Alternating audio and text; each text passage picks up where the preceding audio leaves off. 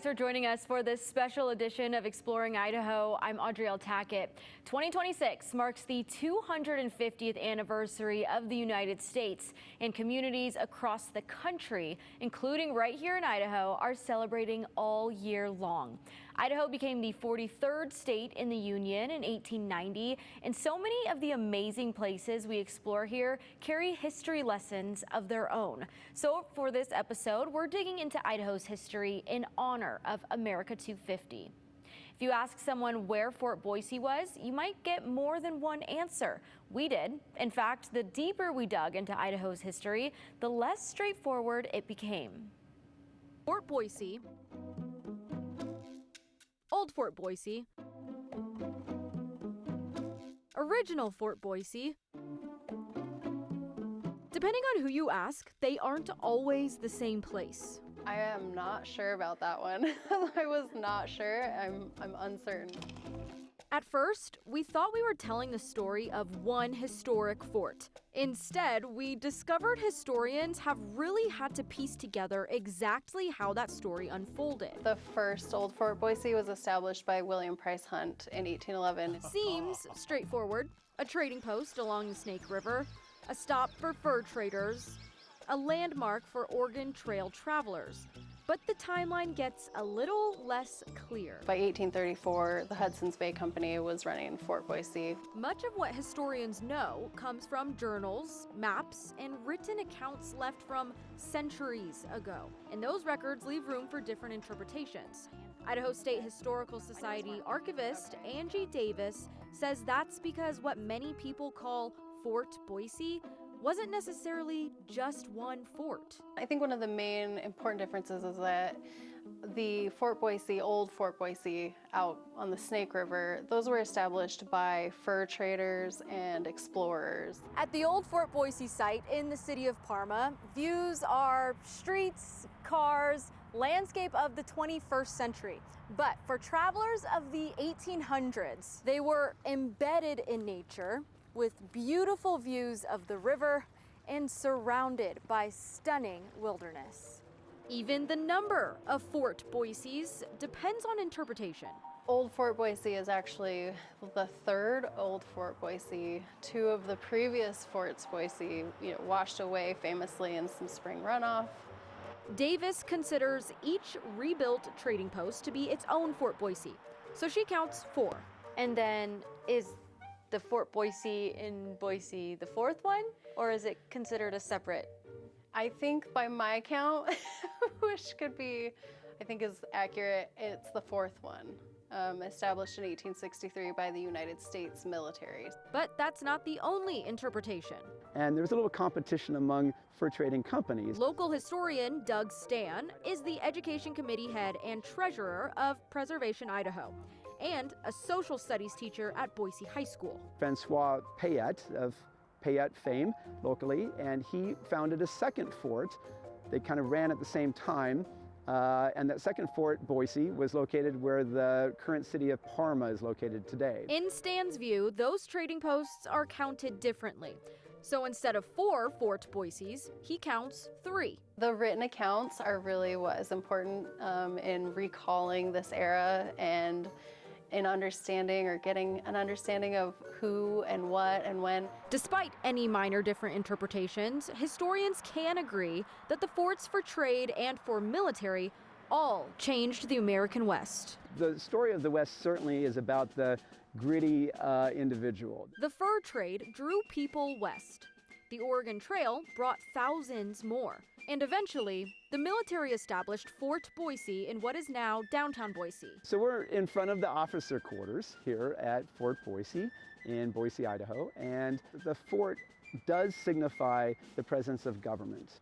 And back then, those people also leaned on government at times in order to help them. So that's part of our history, and that's part of the America 250 as well. The military post opened in the middle of the Civil War. Fort Boise is founded on July 4th, 1863. That's 47 years after July 4th, 1776. So if we're celebrating 250, we're looking at July 4th, 1776. And so I think there's more than simply a marginal connection there between all of what's happening. in terms of a fort being founded in a territory created by Abraham Lincoln on a date that we commemorate as part of our nation's history. So, whether it's 3 Fort Boise's or 4, a trading post or military protection, these places shaped the people and territory even before Idaho's statehood.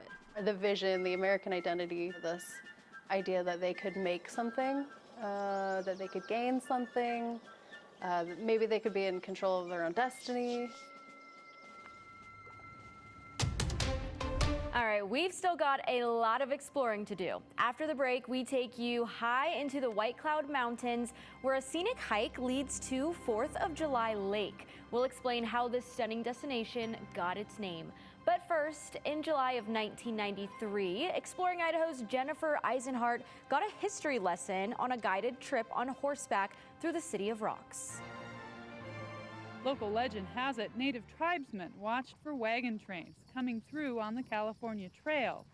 And it's said, on at least one occasion, natives attacked and killed a group of immigrants. I thought it was very interesting, the story of the Indians massacring some of the settlers. Usually it's the other way around. And that was some interesting parts of it. And to see that, the Indians, some of the places where they actually camped, in a place like this here in Indian Grove, you can see why it's so green and beautiful and lush. The trials of western migration have left more visible marks on the City of Rocks. This sloping hillside, called Pinnacle Pass, may not look steep, but for pioneers driving loaded wagons, it was a daunting crossing. Their wagons was so heavy that they had a hard time getting up over this pass, so they would get a wagon on one side here and run cables. And you can see right here where the cables have dug into the rocks as they was pulling these wagons up over here to get through this pass. In other places, proud pioneers left their marks painted in axle grease for generations to see. It kind of makes you appreciate, you come up and see some of the hardships that the early settlers of this country had to go through, and it kind of makes you appreciate what you have now.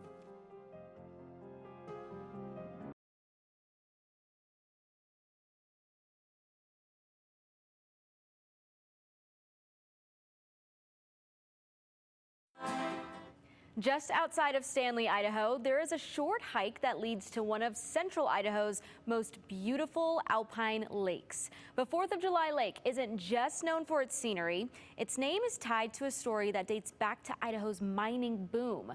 Abby Wilt takes us there. Going through the Sawtooth Mountains and seeing just the beauty of the landscape there. It's about a 10-mile drive outside of Stanley. Up a winding dirt road, and with every turn, the mountains seem to close in. Behind you, the jagged peaks of the Sawtooths. And ahead, the rugged White Cloud Mountains.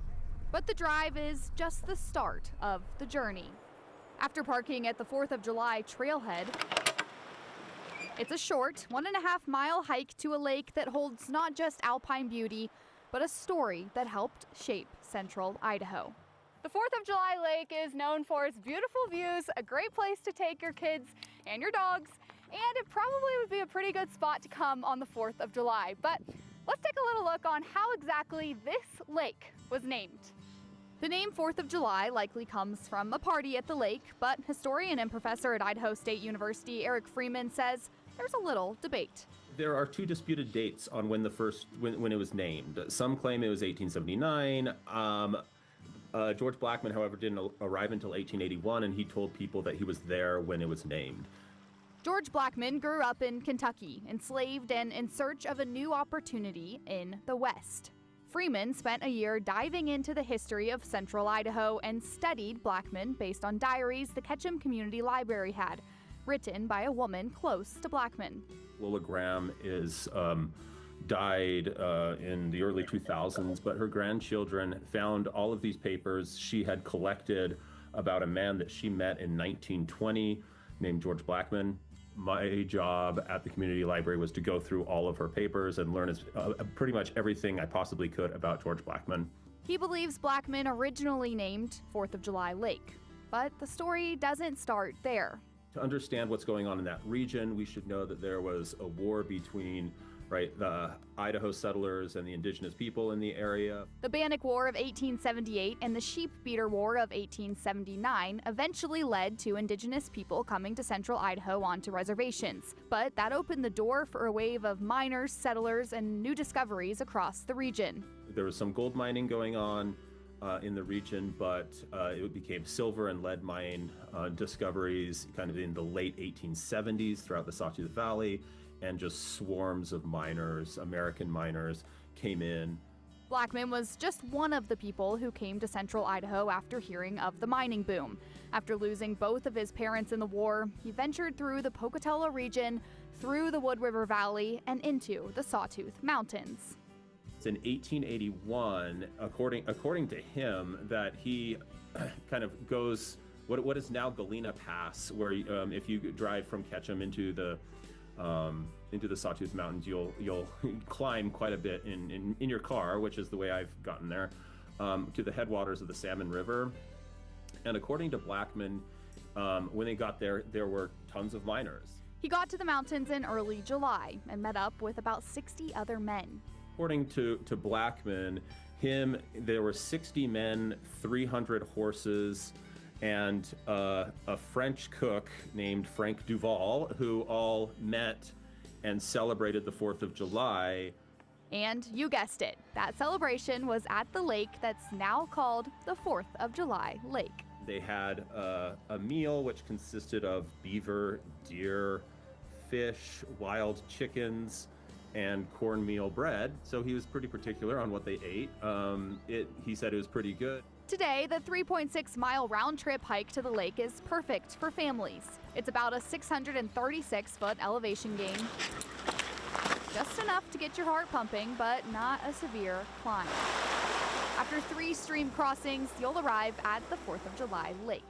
A perfect place to take your pets or even your paddleboards. And while you're there, taking in the beauty, remember that some of Idaho's most beautiful places don't just hold scenery, they hold stories, too. What I found really kind of fascinating is that mix between the natural landscape and humans placing meaning on the different kind of natural features there. This isn't the only alpine lake in the White Cloud Mountains that you can come get to. You can hike to them, jump in, and have a perfect day. For Exploring Idaho, Abby Wilt, Idaho's News Channel 7. Idaho features a number of natural and man-made waterways named after American ideals, historical events, and independence. Not far from 4th of July Lake, Washington Lake is a 3-mile hike from the 4th of July trailhead. The nearly 18-acre lake sits at 9,400 feet elevation and is a great spot to fish for rainbow and cutthroat trout. More patriotically named waterways in the state include Independence Lakes, a series of remote alpine lakes located in the Albion Mountains of Cassia County. American Falls Reservoir, located west of Pocatello, tops the list as the state's largest patriotic fishing spot. The 55,000-acre reservoir is known for premier trout fishing. Closer to Boise, Eagle Island State Park is a 545-acre day-use park that features fishing, swimming beaches, picnic areas, and more than 5 miles of trails. There's also Freedom Park Pond near Burley. Although small, at less than 1 acre, it's an ideal fishing spot for families. And Union Lake, nestled at the base of Marshall Mountain in Idaho County, serves as the headwaters for Union Creek, which flows into the Salmon River. Idaho's first town wasn't always part of Idaho. Coming up, the surprising border dispute that shaped Franklin's history and the artifacts keeping that story alive more than 160 years later. But first, we're throwing it back to an Exploring Idaho episode from July of 1993, where the team hitched a ride with modern-day pioneers, making their way across Idaho to mark the 150th anniversary of the Great Migration along the Oregon Trail. Marcus Whitman launched the original Oregon Trail wagon train 150 years ago. 125 wagons heading west from Missouri, the beginning of a voluntary migration of epic scale. Never in their wildest dreams did those brave souls imagine that all these years later, people would actually want to retrace the grueling, back-breaking journey. Granted, today's pace is quicker and easier, but the travelers you see here still feel a kinship to their predecessors. A longing for adventure lures them to the trail, too. I've always wondered, would I be one of those people that would actually have gone? Or would I have opted to stay in the East? And you never know under what circumstances you might have been forced to go. But if I had had the choice, I always like to think that I would have been adventuresome enough that I would have taken the risk. And just look at these shoes. Trudy can only spend 2 days on the trail, but she'll still know how it felt to walk mile after mile without the benefit of cross-trainer Nikes. By the time our pioneers got here, they were about out of shoes and clothes and everything else. It's quite a picnic from what the pioneers did when they come out. Jim has spent hours poring over his own relatives' journals recounting the trail ride west. This trip will help him read between the lines and fulfill his need to know not only what his ancestors went through, but what it took to endure. And I was reading in the journal there just a little while ago, and they buried an oxen in Soda Springs. He just wore out and died. Losing livestock was bad enough, but Kit Knoll feels particularly drawn to the stories of women who routinely lost loved ones on the trail. I read in the journals where they would be crossing the river, and at almost every crossing they lost 3 to 6 men. So you'd start crossing the river as a married woman with a family and come out a widow. I mean, that's pretty tough times. But that's what it took to shape a nation. People willing to take chances and make sacrifices. Bert Silcock thinks that's an example we can still learn from today. It's significant too to kind of reenact it and try to impress on people the importance of it. Because in my view, if it hadn't been for the Oregon Trail, then we might be England today in the West, and California would be Mexico.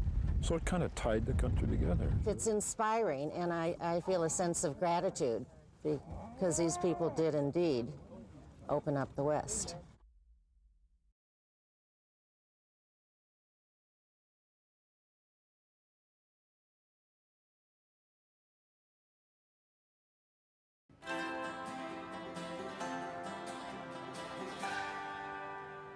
Idaho was established as a state in 1890, but 30 years before that, settlers migrated to the Gem State's first settlement. Gabrielle Salgado takes us to the town of Franklin.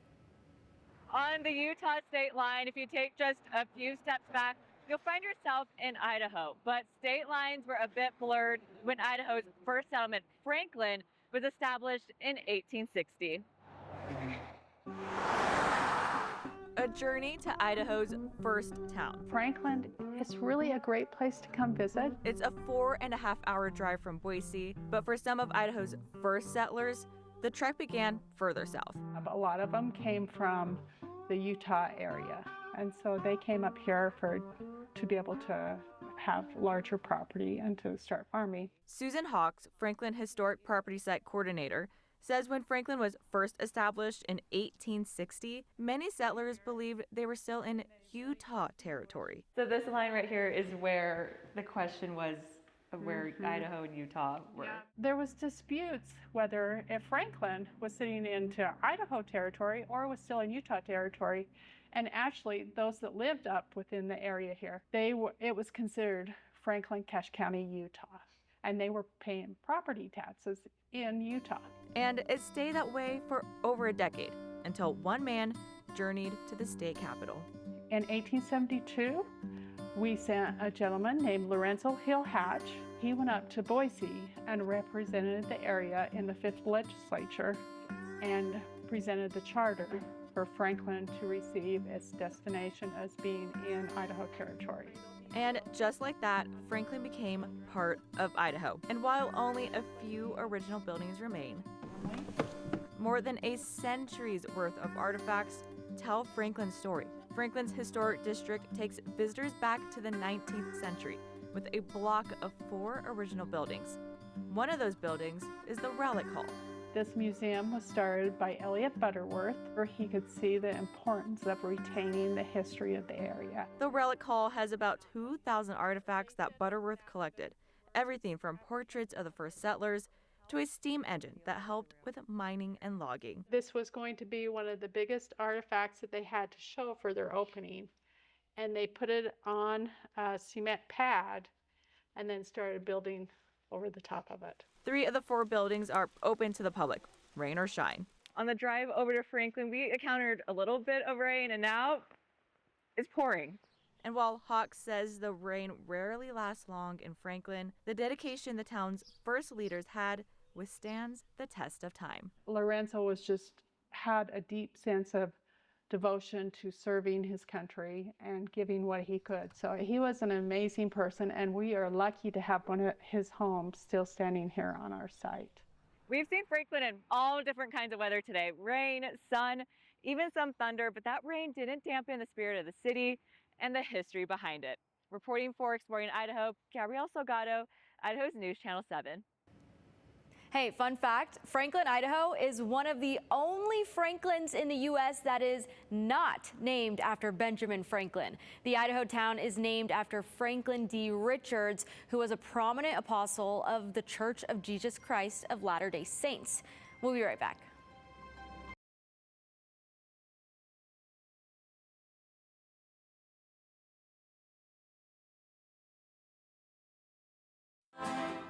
Thanks for joining us for this episode of Exploring Idaho. We'll see you back here on KTVB every Sunday night at 10 for a new Exploring Idaho story. If you missed any episodes, or if you want to catch up on the original series, you can watch all episodes on demand on our KTVB streaming app.